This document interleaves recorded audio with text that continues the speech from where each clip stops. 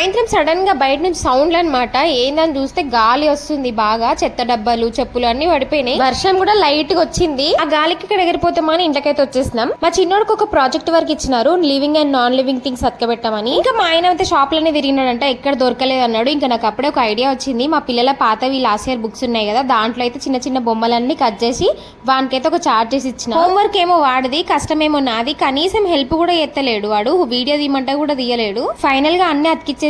ఇంకా నేమ్స్ అయితే రాయాలి, living and non living things అని. వాళ్ళ టీచర్ అయితే A4 సైజ్ పేపర్ లోనే పెట్టమని చెప్పినారు. అందుకే ఇంట్లో ఒక A4 సైజ్ పేపర్ అయితే ఉండే అనమాట. ఇంకా దాంట్లో అయితే పెట్టేసి ఇంకా నేమ్స్ అయితే రాసేసి. టీచర్ హోంవర్క్స్ పిల్లలకి ఇస్తున్నారో అర్థం కాదు, పేరెంట్స్ కి ఇస్తున్నారో అర్థం కాదు. సగం పని పేరెంట్స్ చేస్తారు. బుడ్డ అన్ని చూసి మంచిగా కట్ చేసి అన్ని అతికిచ్చేసిన. ఇంతకీ ఆ చాట్ ఎట్లుందో కమెంట్ చేయండి. అంతే చేసినాక ఇంకా మా చిన్నోడు మంచిగా తీసుకొని దాని అయితే బ్యాగ్ లో పెట్టేసుకున్నాడు. రేపు తీసుకుపోయి టీచర్ నేనే చేసిన అని చెప్తాడు అనమాట మావోడు. అట్లుంటది పిల్లలతోని. ఉంటాం అలా, బాయ్.